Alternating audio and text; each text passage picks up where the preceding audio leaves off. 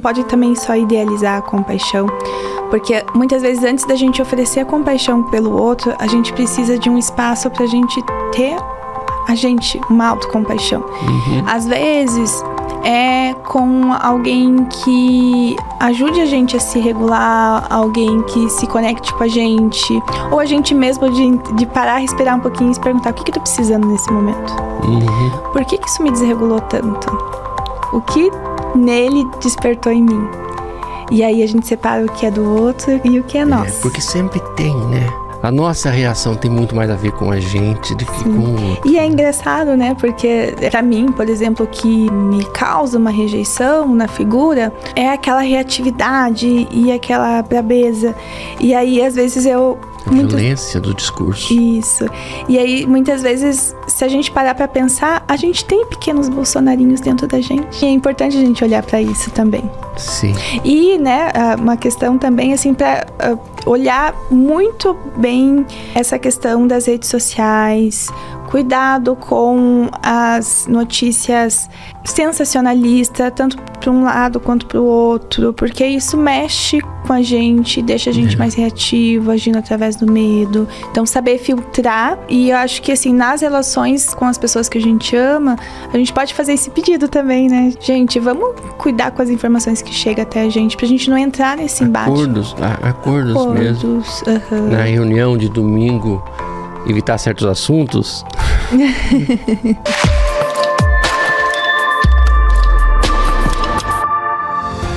Oi, meu povo, gente boa do Brasil e do mundo, sabia? Tô aqui hoje com a minha convidada especial. Hoje o nosso bate-papo vai ser 10, né, Dani? Sim. Dani, quer se apresentar pro público? Sim, vamos me apresentar. Meu nome é Daniele, eu sou psicóloga há mais ou menos uns 6, 7 anos. Trabalho hoje com foco em relacionamentos, mais voltado para tecnologias de convivência, né? E fui convidada pelo João para a gente bater um papo sobre compaixão e política, que envolve muito desse tema de tecnologias de convivência. Tecnologia de convivência. Sim, isso... assim como a gente tem tecnologias, né, celular e vai avançando, as relações elas vão ficando mais complexas e elas envolvem tecnologias mais avançadas da gente se relacionar e se conectar. Então, meu povo, em tempos de violência, né? Violência na comunicação, violência política, um mundo violento, né? Famílias que se dividiram, rupturas que houveram emocionais, de relacionamento, né? Casais que se separaram. Você viu alguém na tua clínica que se separou por conta de política? Por conta de política, não. Mas que quebrou o pau, você viu, né? Ai, sim.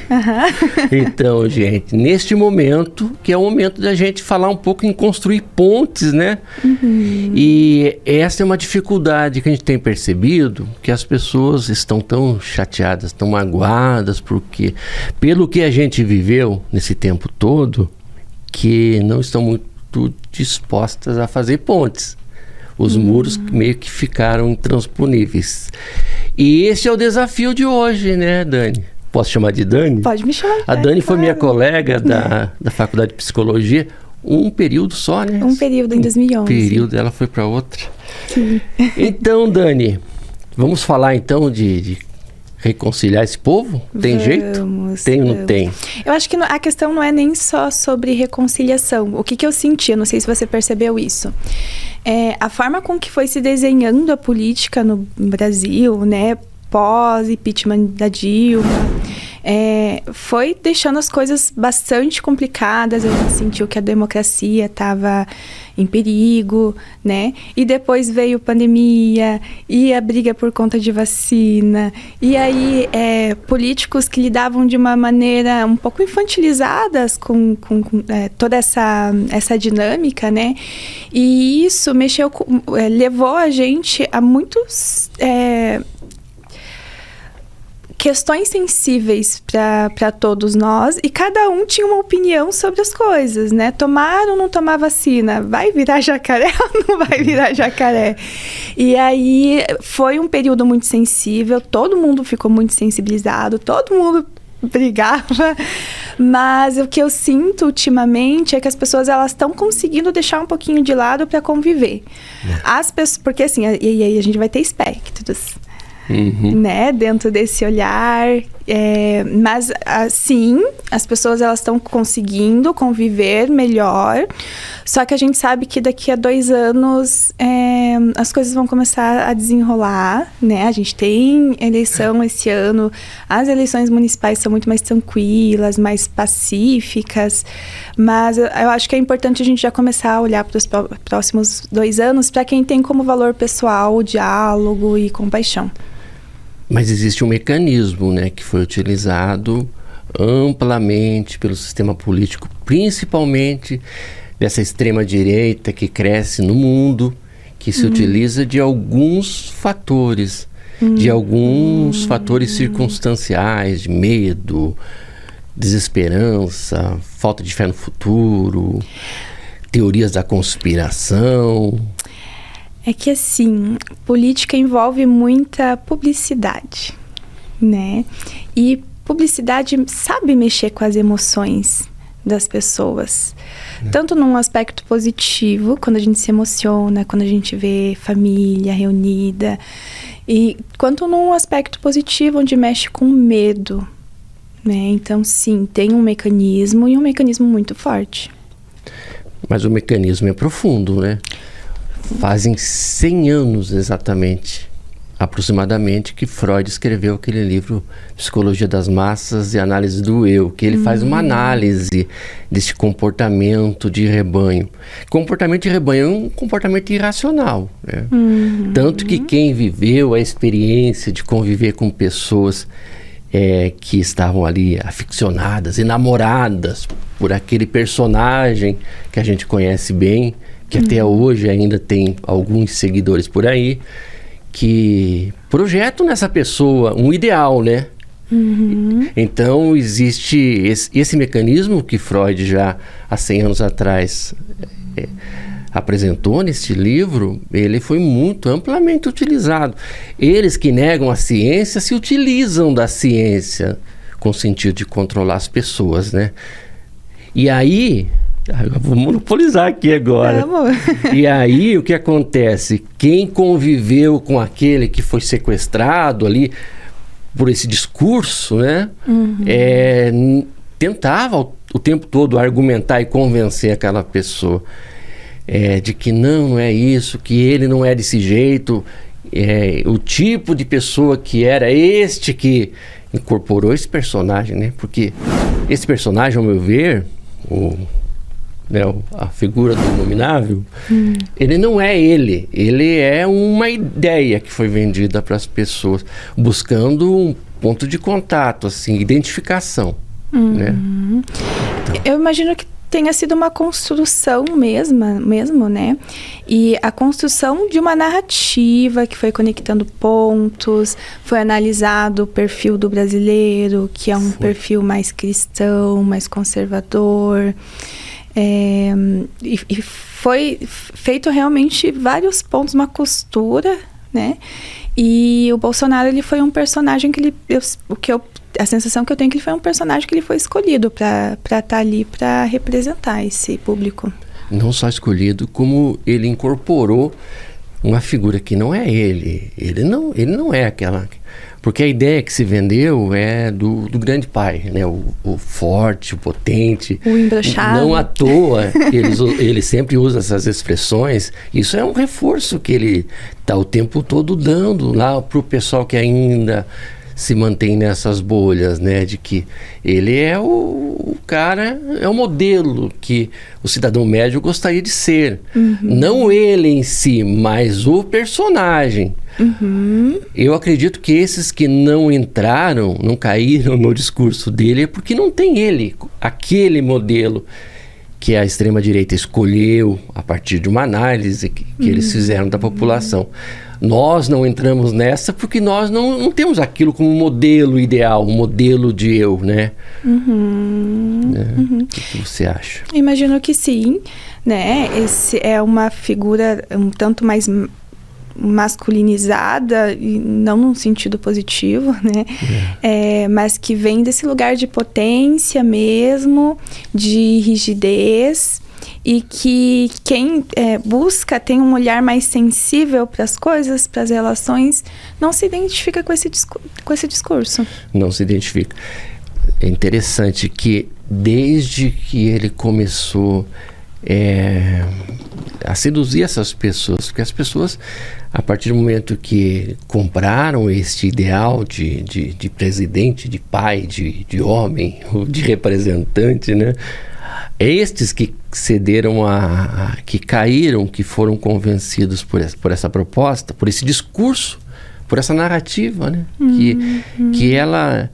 Que ela tá cheia de ódio, trabalha essa coisa mais primitiva, mais irracional do ser humano, né? Antes de trabalhar o ódio, eles trabalham muito medo. Eu lembro que nas eleições de 2022, eu estava indo de Uber para Fazenda Rio Grande, né, que é o lugar que eu voto. E aí o Uber começou a conversar comigo, perguntar em quem eu ia votar e tal. Eu falei assim, eu não quis dizer em quem ia votar. Eu falei assim, só que eu sei em quem eu não vou votar. Uhum. E falei. Aí ele disse assim, nossa, mas você aceitaria que a tua filha usasse banheiro com homens e tal?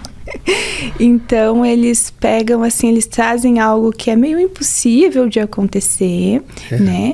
Mas eles pegam numa dor, eles sabem qual que é a maior dor de uma mãe, qual é o maior medo de uma mãe. Então eles vão usar para cada pessoa que eles vão trazer e vender o discurso, eles sabem exatamente onde tocar, qual que é o medo.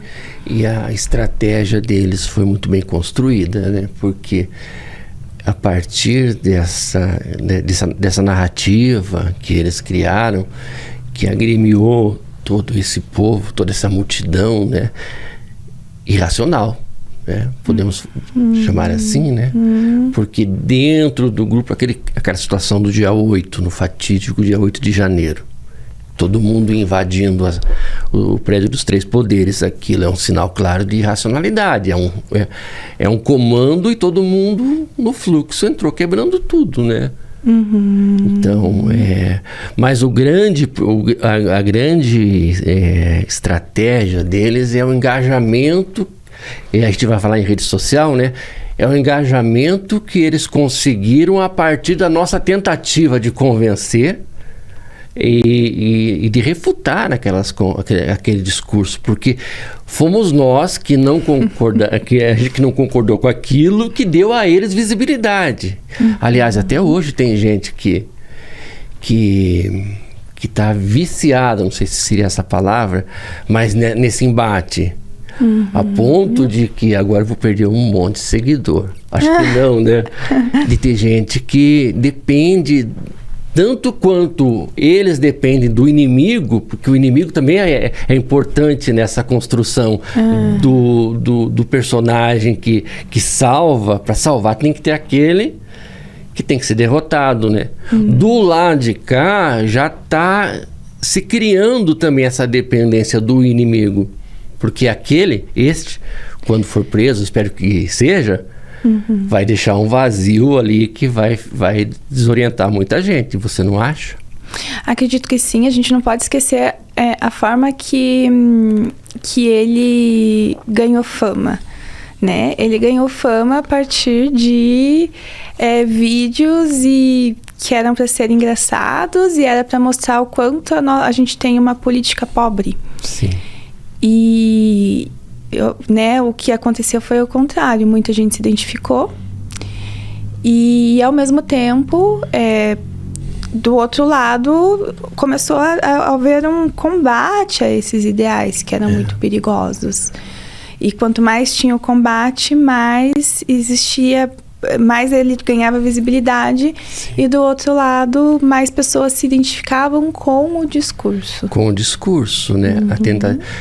Você fala daquele primeiro momento, CQC entrevistava ele, ridicularizar. Isso. A ideia mesmo era de mostrar o quanto ele era ridículo, com aquele discurso em favor da ditadura, em defesa do Ustra, da tortura e tudo aquilo, né? Que, principalmente os programas de entrevistas com esse olhar mais, com esse viés mais comédia mesmo, que trouxe ele para a comédia, mas a população estava achando aquilo uma lacração, não é a palavra lacração, mitou, ele veio essa coisa, a mitagem, né? Sim. Que ele falava uma asneira e aí todo mundo ia ao delírio com aquilo. É engraçado você falar, né? Você falou assim, caso ele vá preso, vai haver uma falta, um espaço, um vazio ali. Sim. E ele talvez já tenha vindo como um recurso para preencher esse espaço do final da ditadura, 30 e poucos anos atrás. Sim. Né? De pessoas que ficaram sem pai naquele momento. Sim. Sem identificação. Sem pai. É uma necessidade de pai. É uma figura paterna. Você trabalha com a psicanálise e talvez seja algo que consiga, que nomeie bem. Eu, né, apesar de entender um pouco de psicanálise, eu acho que na minha visão, né, dá pra gente nomear, mas muitas vezes é uma necessidade de contorno. De certa forma, a gente precisa entender que a esquerda brasileira, ela se fechou muito nas universidades e perdeu o diálogo com o povo. Né? E essa figura, ela entrou com muita facilidade de falar a língua deles. A gente se fechou nas universidades falando uma linguagem mais científica, mais distante, muitas vezes com uma arrogância, uma superioridade. Sim. A gente precisa ter um olhar, uma autocrítica. Voltar a falar a língua do povo, né? A esquerda foi muito criticada em relação a isso, mas eu não tenho visto muito que a esquerda esteja aprendendo isso. Principalmente no que diz respeito à união. Porque existe muita coisa. Agora, uma autocrítica, né? Existe muita coisa de manter a liderança entre a esquerda, aqueles que querem manter a liderança entre as esquerdas. E a esquerda, ela oscila muito dentro de um espectro de esquerda mais radical, de esquerda mais social-democrata, de uma esquerda mais de centro, que é a esquerda. Foi isso que eu quase apanhei esses dias, que eu falei que o PT não é esquerda, o PT é centro, sabe? E o PT faz um governo de centro, se você levar em conta. Talvez o que aconteça é que haja uma incoerência entre o discurso e as ações. O discurso é de esquerda, as ações... Mas aí depende. Sim, concordo com você, já comecei a interromper, viu? Não, mas tem a questão do apoio. E esse é um ponto, porque aqui em Curitiba mesmo... O Goura, eu sou um apoiador do Goura. Você conhece o Goura? Conheço. Então, o Goura, eu sou um grande apoiador dele. Já entrevistei o Requião aqui também, que também é à esquerda. E o PT está apoiando o Luciano Dutti, que é do PSD. PSD? PSB de bola. PSB, que votou a favor da cassação da Dilma, que votou pelo marco temporal, que votou com a direita. E está sendo apoiado pelo PT. E as esquerdas, com exceção do Requião, estão apoiando. Mas isso é uma estratégia para garantir governabilidade, porque o executivo não governa sem o apoio do legislativo. E nós não temos maioria no legislativo, portanto tem que haver esse... E é essa a razão pela qual nós estamos aqui, porque a gente quer construir pontes. A gente quer construir pontes. Porque, a bem da verdade, não tem... não é tanto... as rupturas não foram em razão de uma questão ideológica. Eu não concordo com a sua ideologia. Porque a ideologia nem chegou a ser debatida entre esses que romperam. Eles estão brigando... Em defesa de uma pessoa e não de ideologias. Não tem ideologia. É óbvio que sim, existe a ideologia, mas o público em geral, a massa, ela tá muito mais conectada com a figura que foi vendida. Sim. né? E é importante a gente olhar para isso e entender quais são as necessidades que essa direita extrema ela atende desse público. Pra gente conseguir realmente... Eu sei que nem todo mundo tem paciência para dialogar. Sim. E quem não tem paciência, tudo bem, a gente respeita, né? Mas quando a gente tem essa disposição interna, é muito importante a gente fazer esses diálogos para entender, né? E a minha visão, a minha abordagem, ela é da cognitiva e ela tem uns aspectos da humanista. Então, eu uso muito a palavra necessidades. Uhum. Necessidades e estratégias que as pessoas utilizam para atender essas necessidades. Sim. Né? Então, muitas vezes, a pessoa que ela tem ali um valor pessoal como a honestidade, porque assim, a gente tem uma visão do brasileiro que dá um jeitinho e tudo, sim, né? Mas a gente também tem uma grande parcela do brasileiro que tem como valor pessoal a honestidade. E aí a estratégia que eles compram é a figura do Bolsonaro, e na verdade a gente sabe que não é bem assim, a história não está bem contada. Mas olha só, eu não vejo esse pessoal que apoia Bolsonaro como sendo exemplo de honestidade. Uhum.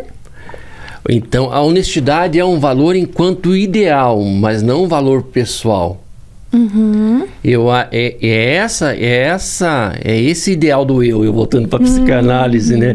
Que você vê presente, porque tudo aquilo que as pessoas não são, mas que idealizaram na figura, sim, do líder, que também não é em absoluto. Eu acho que um exemplo perfeito é a família, a defesa da família, né? Que é um homem que ele já casou e separou várias vezes, né?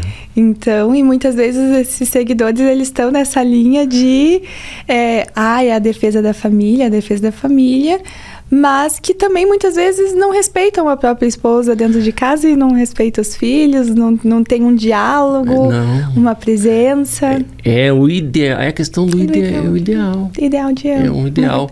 É um ideal que a pessoa não alcança, mas que percebe aquilo como um alvo.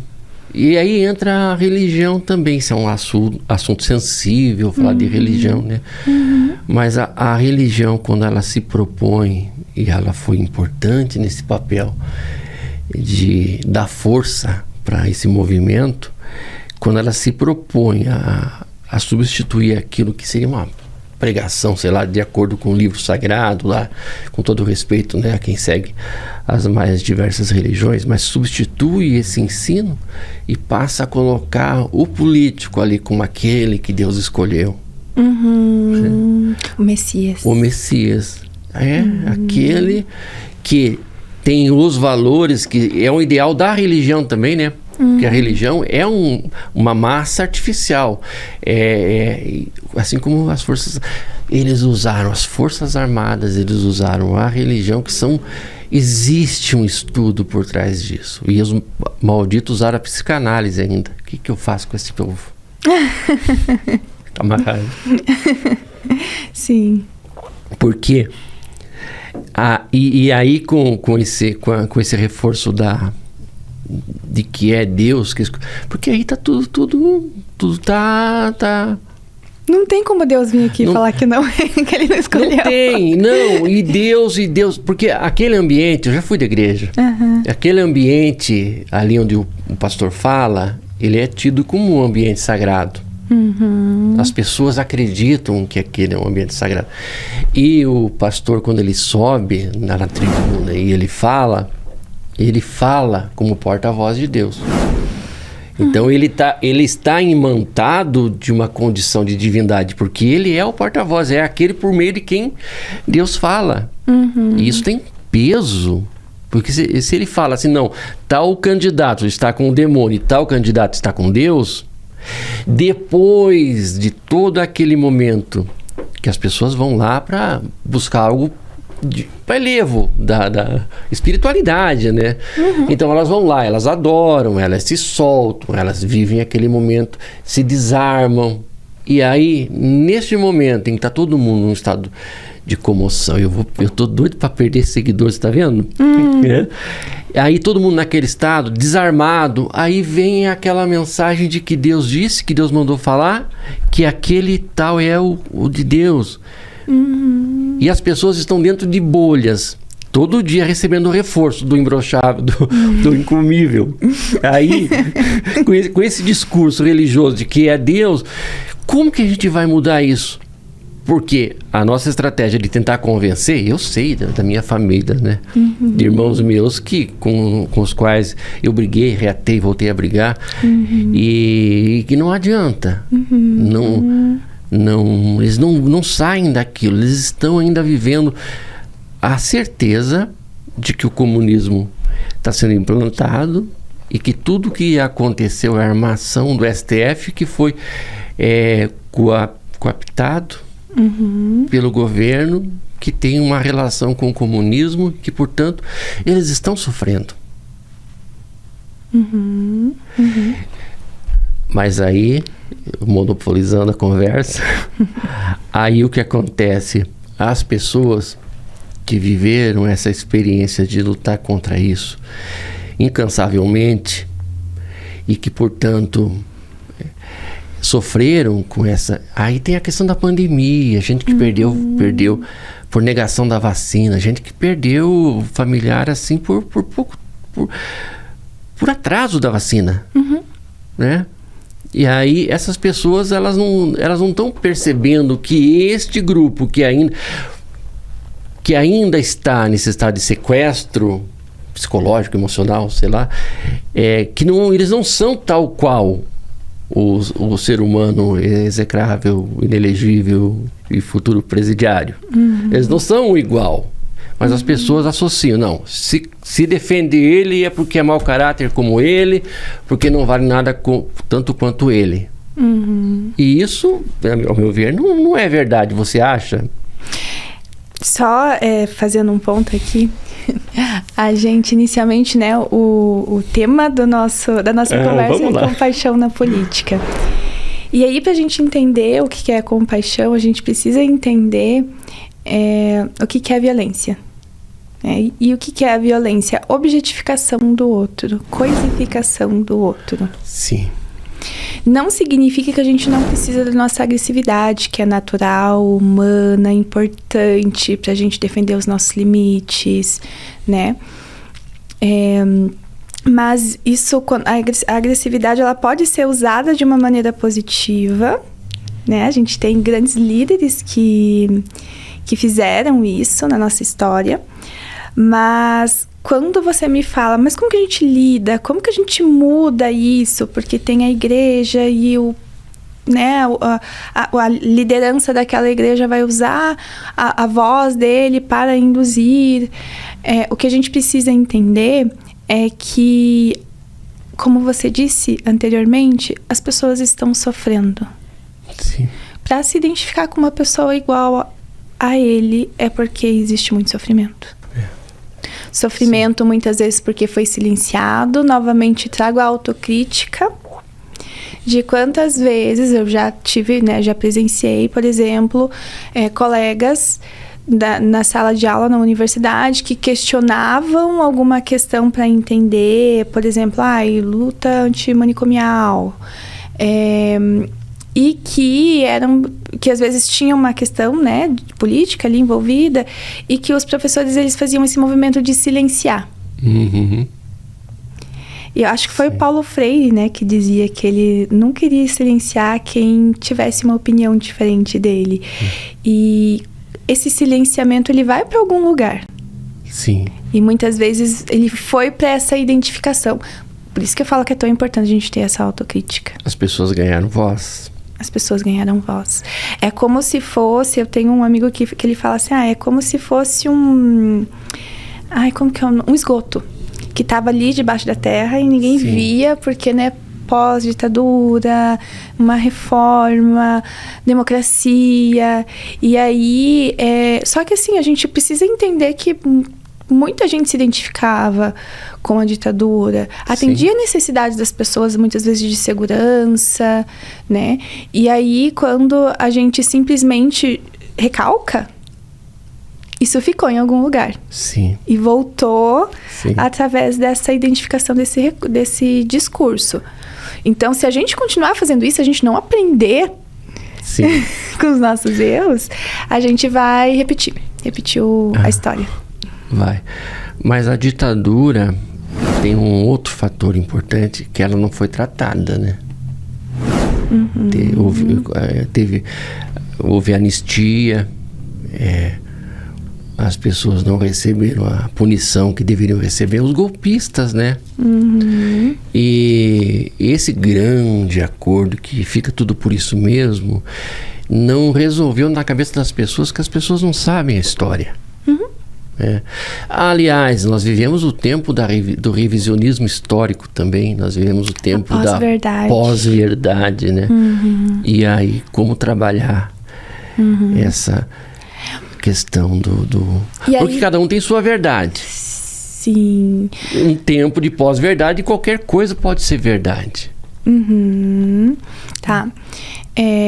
Dentro, então, desse olhar da compaixão, a gente entende que o outro, ele vai ter o ponto de vista dele, principalmente no campo de interpretações, necessidades. Mas a gente entende que para eu conversar com você, para eu chegar aqui, a gente teve que estabelecer uma base. Você me passou o endereço, você me passou o horário e a gente trabalhou em cima dessa base. Não precisa revelar. Mas a gente estabeleceu essa base, né? Eu avisei, João, eu vou avisar. Avisou 5, você atrasou 10. Tá me revelando. Vai lá, desculpa. Pode. Essa base, ela estabeleceu uma conexão em que a gente conseguiu construir algo em cima disso. Pra gente estabelecer o que a gente falaria sobre essa, né, na nossa conversa, no nosso bate-papo, teve também uma base. Sim, que já fugi também, né? Factual, entende? Por que eu tô falando isso? Porque a gente precisa estar conectado com a realidade factual. Se a gente discute ideias com o outro em que não há uma base pré-estabelecida, é provável que essa conversa ela nunca se desenvolva de uma forma que seja produtiva. Né? E o que tem acontecido realmente é muito difícil esse diálogo, porque existe realmente uma distorção da realidade. É por isso que eu falo que a gente precisa, sim, a gente pode discutir, debater sobre esses temas, mas perceber quem são as pessoas que elas estão realmente interessadas em conversar em cima de uma base sobre uma realidade factual. Os que não estão interessados, né? A gente respeita. Porque impor também, né? Você vai ser obrigado a negociar aqui comigo, vocês não tem, né? Então... É uma questão de a gente entender que o outro não está a fim de entender. Sim. Mas a compaixão, como... explique melhor essa coisa da compaixão. Tá, legal. Vamos lá. A compaixão foi um tema que eu comecei a estudar depois de estudar a CNV, porque a CNV é a comunicação não violenta, né? Proposta pelo Marshall Rosenberg. Sim, Marshall. A própria CNV, ela parte de um princípio político. Sim. O Marshall, ele mudou de Ohio para Detroit, bem na época que teve conflitos raciais, na década de 60. E ele tinha 8 anos. Quando os conflitos raciais foram tão intensos que eu acho que ele ficou 3 dias sem conseguir ir para a escola, logo que ele mudou. Quando ele voltou, quando começou a ter aula normal, a professora falou o nome dele, um menininho olhou pra cara dele e falou assim, você é Kiki? E aí, naquele momento, ele descobriu que Kiki significa um nome pejorativo para judeus. Né? E a partir daquele dia, ele começou a apanhar todos os dias na saída da escola. Aquela situação gerou nele uma questão. Ele começou, imagina, né? Uma criança de 8, 9 anos começou a se perguntar como que uma pessoa consegue se manter boa, compassiva, mesmo diante de situações de violência. E ele começou ele estudou psicologia para buscar essa resposta. Todos nós. Só que assim, o que ele encontrou na psicologia não foi nada disso. Ele encontrou diagnósticos, estudos sobre transtornos. Sim. Então ele se frustrou um pouco, né? Até que ele encontrou a teoria de Carl Rogers e ele foi aluno de Carl Rogers. Então a comunicação não violenta, ela tem uma base bem humanista. E ele começou, a partir desse modelo, ele começou a estudar, ir nas tribos, lugares que tem guerra, mediação, para entender como que aquelas pessoas resolviam conflitos. Sim. Como que era um modelo de resolução de conflito? E foi muito legal, porque ele conseguiu estruturar uma base, né? Que é fatos, né? Observação, sentimento, o que aquele fato provoca de sentimento emocional na pessoa, necessidade que não foi atendida e estratégia ou pedido. Por que eu estou falando isso? Porque é uma maneira estruturada que a gente desenvolve para a gente conseguir ter uma empatia cognitiva pela pessoa. Tem a empatia natural, que quando alguém sofre, aquele sofrimento ressoa na gente, a gente sofre um pouquinho junto. Tem a empatia cognitiva, que a gente faz um esforço para tentar entender daquele ponto o que ela está querendo dizer dentro da realidade dela. E aí a comunicação não violenta, ela dá essa base pra gente, muito legal. Só que a empatia, ela pode levar ela pode levar a gente para um lugar muito obscuro. Eu não sei se você conhece um discurso do Donald Trump, que ele fala sobre... Ele começa contando sobre uma menina, que essa menina, ela tinha um sonho, e ela estudou, correu atrás desse sonho, e quando ela estava quase conquistando esse sonho, ela morreu. Ela foi assassinada, mas não por qualquer pessoa, por um imigrante. Sim. Então, o que ele fez naquele discurso foi mexer com a empatia das pessoas. Sim. Né? A gente se conecta com aquela história. Sim. E então pinta-se um vilão, o imigrante. Sim. Entende? Quando a gente olha por uma perspectiva da compaixão, a gente sai desse... A gente consegue ainda sentir empatia. A empatia é importante, mas a compaixão faz com que a gente não embale no sofrimento junto com o outro. Sim. Porque é muito fácil a gente ficar revoltado com fulano, com ciclano e comprar discursos sem... Ser reativo, Ser né? reativo. Muitas vezes com ótima intenção. Sim. Né? Mas o que acaba acontecendo é que a gente vai gerando mais e mais conflitos, mais e mais desentendimentos.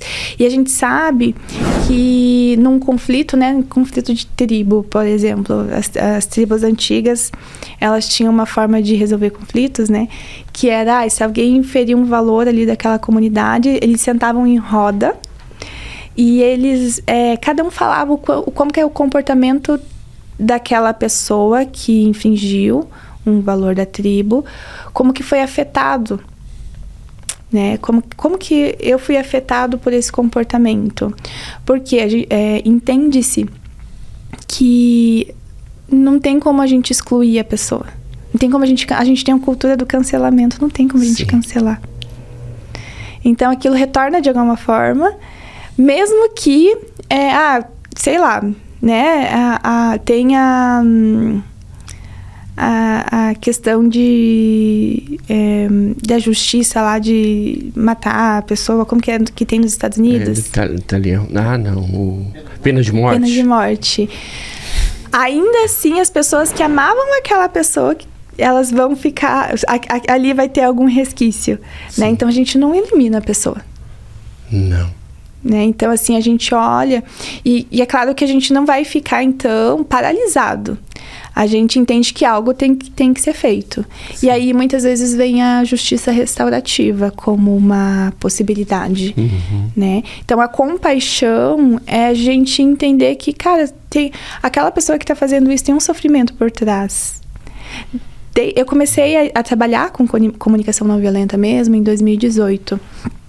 E foi muito engraçado, assim, porque foi um momento em que eu comecei a ter mais conflitos com pessoas pontuais. E que elas usaram muitas vezes de crueldade para me ferir. Sim. E foi muito engraçado porque foi no mesmo ano. E eu considero que eu olho para isso e penso assim, cara, eu vou trabalhar com algo que é um valor pessoal para mim. Só que eu sei que o mundo não é só bondade, amor e compaixão. O mundo também tem pessoas que elas têm esse nível de crueldade. Sim. Mas também olhar para isso e pensar, cara, se essa pessoa teve que fazer isso é porque ela tá sofrendo, como você... Voltamos na questão. Voltamos à questão do sofrimento. Então, a compaixão é a gente... E essa pessoa não precisou mais estar na minha vida. Né? Eu me afastei porque precisava me proteger. Sim. Mas eu não precisei entrar num embate de como eu sou superior, você é isso, você é aquilo. Porque esse embate também tem uma questão psicológica de quem sente a necessidade de dar essa resposta, né? Por que esta pessoa me provocou em mim essa reação? Também tem essa porque você não reage a partir de você. Porque a reação é o outro que te leva a ter, né? Sim. A gente pode, quando uma necessidade nossa não é atendida, né? A nossa tendência é a gente agir com o nosso cérebro límbico, né? Então a gente reage mesmo. E não significa que eu estou nesse lugar de, ai meu Deus, também como eu sou perfeita e reajo sempre de uma maneira compassiva. Às vezes eu preciso de um tempo para processar aquilo que me aconteceu, né? Para desenvolver, ter espaço, porque é muito natural. Eu vi que aquela pessoa pisou na bola e eu entrar num lugar de superioridade ali daquela pessoa, né? E aí esse espaço é uma das condições para a gente agir de uma maneira compassiva. Sim. A gente entender que a gente não agir na hora da raiva, porque na hora da raiva, né, acho que vem a tendência a gente ser violento. E também não agir com o pressuposto de que eu sou superior a ela só porque... Sim. Né? Assim como a quem vota em quem é diferente de mim. A minha visão política, a minha ideologia é superior. Ele só não está do meu lado porque não tem noção. É o ignorante de pai e mãe. Não sabe... É o tal do que a gente ouviu muito. É pobre de direita. Né? Sim. Porque essa superioridade, esse lugar de superioridade é muito sedutor.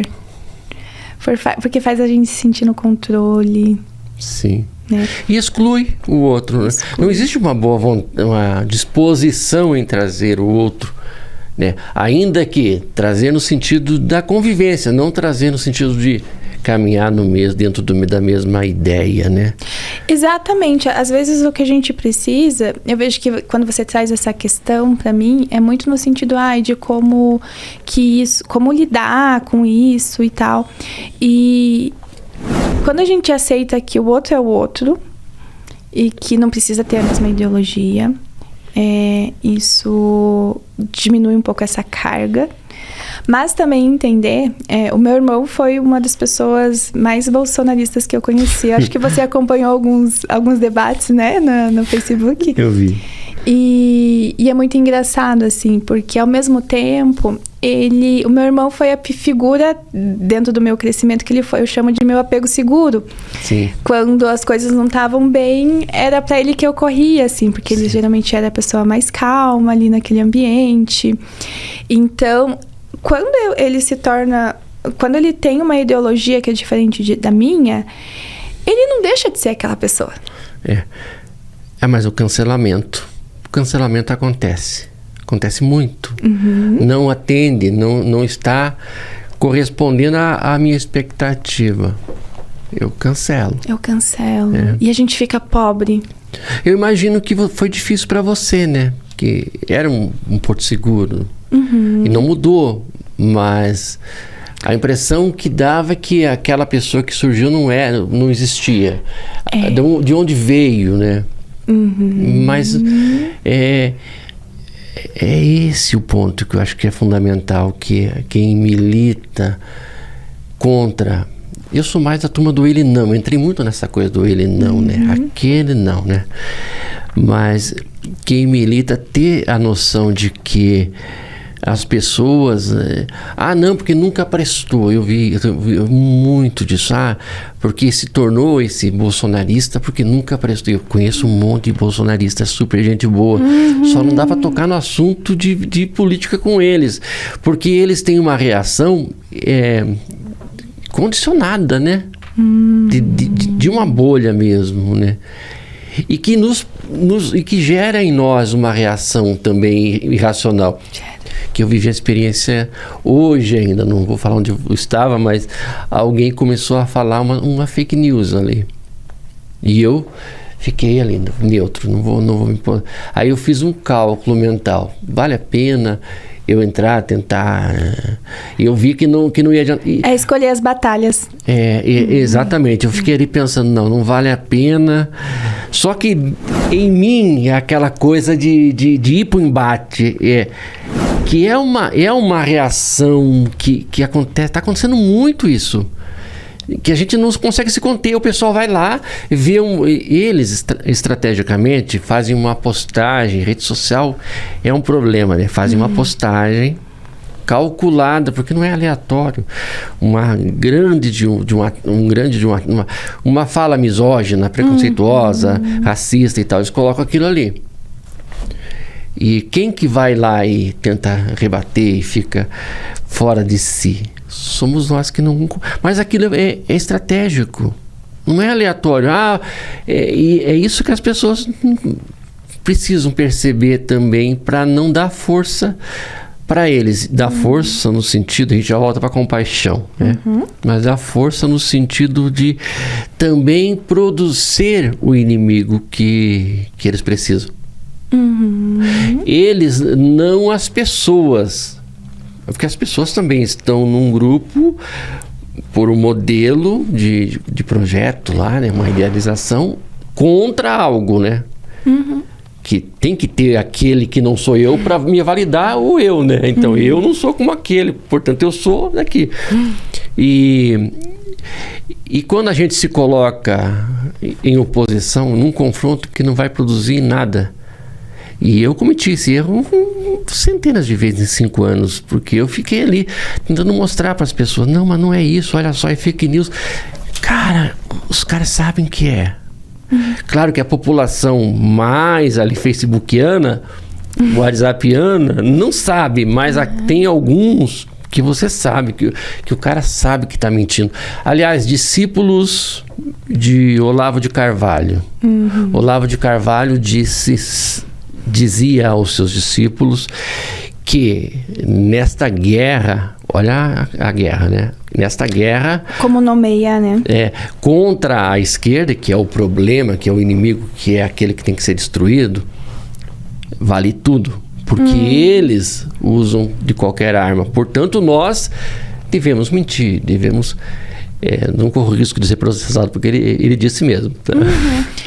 E isso, eles foram treinados nesse sentido. Não a população que vai na onda, que vai no fluxo, que está na bolha do WhatsApp. O conselho que eu dou direto ao povo é: saiam desses grupos, né? Que não agregam.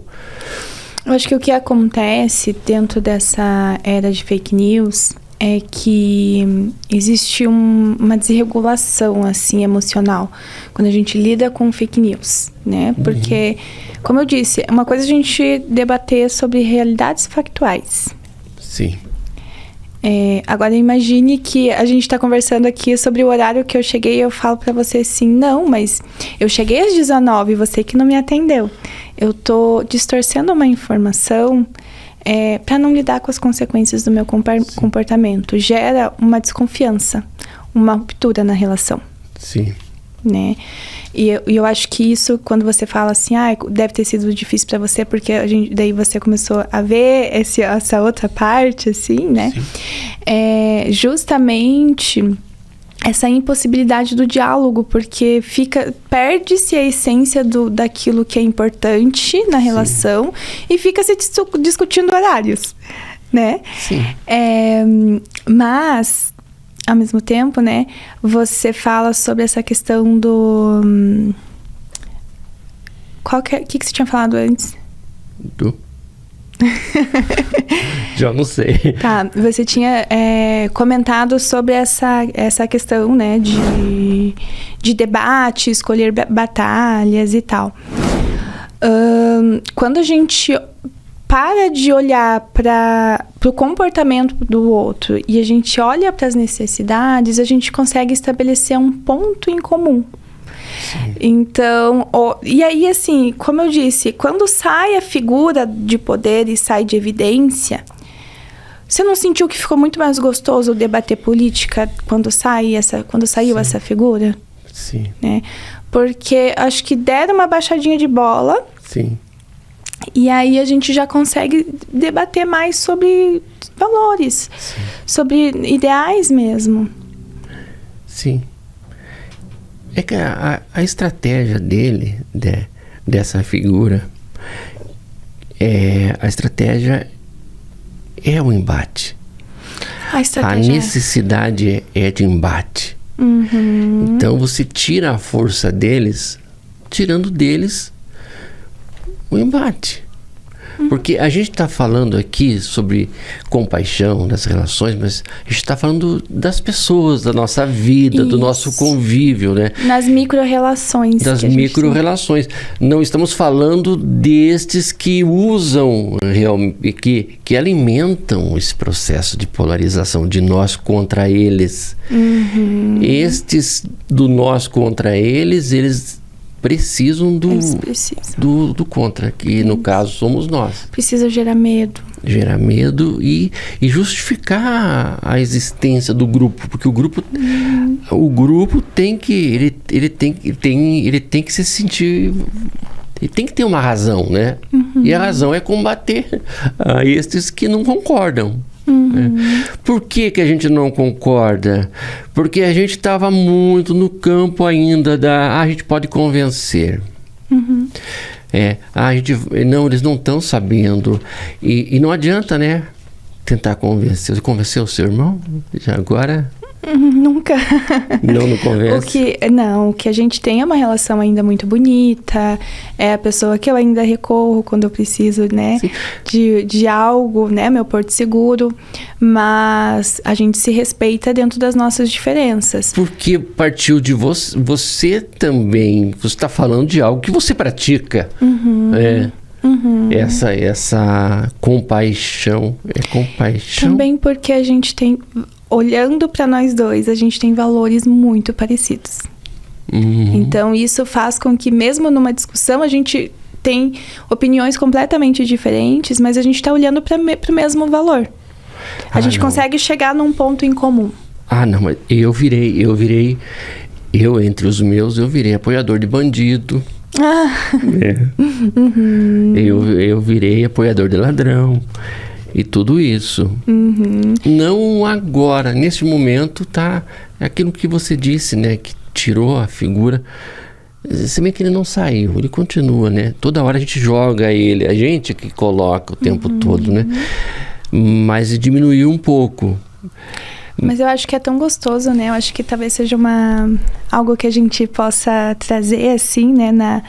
Nas nossas conversas, que é...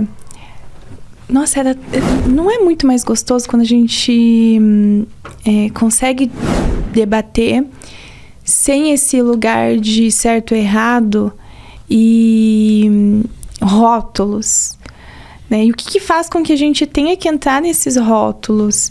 Porque sim, houve... porque você é apoiador de bandido. E existe uma estratégia por trás disso. É o discurso da bolha. A vergonha, né? Eu não quero. Imagina, eu que tenho como um valor pessoal honestidade, eu não quero ser vista como uma apoiadora de bandido. E aí a gente se estabelece o confronto. Se estabelece o confronto. O desgaste. E aí, aqui a gente está falando de relações micro, justamente porque a gente precisa olhar para colocar as relações em primeiro lugar, assim. Sim. É importante a gente, né? Não, se for uma pessoa que você não tá nem aí, que você não se importa, tudo bem. No sentido de, esse vínculo com essa pessoa nem era tão próximo.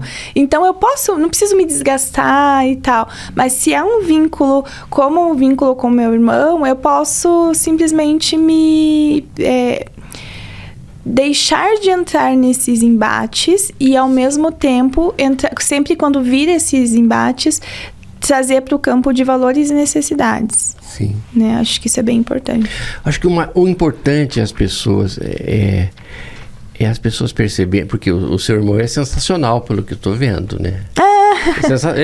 Ele só defende uma ideia, né? Não é uma ideia, defende uma ideologia, não é uma ideologia, ele defende defende até hoje, né? Mas ele não é tal qual o.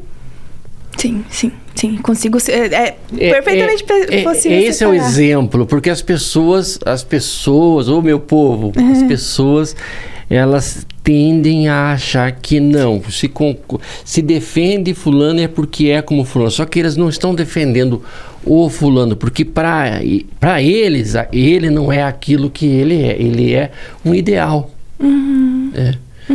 Eles não estão vendo aquilo que a gente vê, né, que a gente tem um juízo de valor em relação a ele, baseado naquilo que a gente vê. Eles estão vendo um ideal, né? Uma figura. Uma figura que foi construída. Uma figura construída. E foi apresentada com base em um estudo da visão de ideal do cidadão e apresentado como para ser o líder.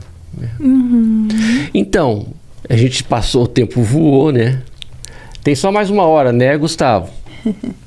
Nós vamos encerrar, mas só para reforçar. Você queria falar mais alguma coisa? Não, mas você vai falar já mais alguma coisa. Mas a princípio, então, só para recapitular aqui, né, para o povo entender. Então, existem mecanismos que são utilizados na política, né? E foram mecanismos muito bem desenhados, baseados em teorias mesmo. Em teorias, em ciência. Eles negam a ciência, mas se utilizam da ciência e do que já se viu, né, durante a Segunda Guerra Mundial. Por isso que a gente faz essa comparação, porque é muito semelhante os movimentos de massa que ocorreram, né? Aliás, o movimento de massa que aconteceu aqui poderia ter sido uma coisa muito mais séria, né? Não sei por quê, que a proporção que isso poderia ter tomado poderia ter sido uma coisa muito, muito grave, né? Essa população armada, imagine. Que houve sempre, o tempo todo, uma incitação para que isso acontecesse, né? Houve. Ainda bem que não aconteceu, mas poderia ter acontecido. Poderia. Talvez o nosso embate, mesmo não sendo a forma mais assertiva, né? De alguma forma serviu. Foi essa luta, né? E aí tem como isso influencia nas rupturas, né? Como que esse mecanismo que foi utilizado influencia nas rupturas das relações micro, né? Que era um tópico que a gente tinha. Sim, nas famílias, né? Nas pequenas relações, colega de trabalho. A reação, colega de trabalho, né? E os mecanismos que protegem as relações dessas rupturas, dessa polarização, que é a compaixão que você... E assim, a compaixão, a gente não pode também só idealizar a compaixão, porque muitas vezes antes da gente oferecer a compaixão pelo outro, a gente precisa de um espaço para a gente ter uma autocompaixão. Às vezes é com alguém que ajude a gente a se regular, alguém que se conecte com a gente, ou a gente mesmo de parar, respirar um pouquinho e se perguntar: o que eu tô precisando nesse momento? Por que isso me desregulou tanto? O que nele despertou em mim? E aí a gente separa o que é do outro e o que é nosso. Porque sempre tem, né? Sempre tem, de certa forma, sempre a nossa reação tem muito mais a ver com a gente do que com o outro. E é engraçado, né? Porque para mim, por exemplo, o que me causa uma rejeição na figura é aquela reatividade e aquela brabeza. E aí, às vezes, a violência do discurso. Isso. E aí, muitas vezes, se a gente parar para pensar, a gente tem pequenos bolsonarinhos dentro da gente. Só não foram cooptados. Em muitos momentos são, né? No momento em que a gente acorda de mau humor, a gente não dormiu direito, a gente tá com raiva porque o cara ultrapassou na nossa frente. Nem fale. Então é importante a gente olhar para isso também. Sim. E, né, uma questão também, assim, para olhar muito bem essa questão das redes sociais. Cuidado com as notícias que elas são muito sensacionalistas, tanto para um lado quanto para o outro, porque isso mexe com a gente, deixa a gente mais reativo, agindo através do medo. Então, saber filtrar e eu acho que, assim, nas relações com as pessoas que a gente ama, a gente pode fazer esse pedido também, né? A pessoa pode atender ou não, mas, gente, vamos cuidar com as informações que chegam até a gente, pra gente não entrar nesse embate. Acordos mesmo. Na reunião de domingo, evitar certos assuntos. Então, Dani, obrigado pela sua presença. Você gostaria de divulgar suas redes sociais? Fica à vontade, aquela câmera ali. João, eu agradeço primeiramente a você pelo convite. Adorei esse bate-papo. Quem quiser seguir nas redes sociais é @psidanielemartins, Daniele com 2 L's. Falo bastante lá sobre relacionamentos no geral, relacionamentos amorosos, familiares, pais e filhos. Então, quem tiver curiosidade, segue lá. Isso aí, obrigado. Muito bom, gostei muito.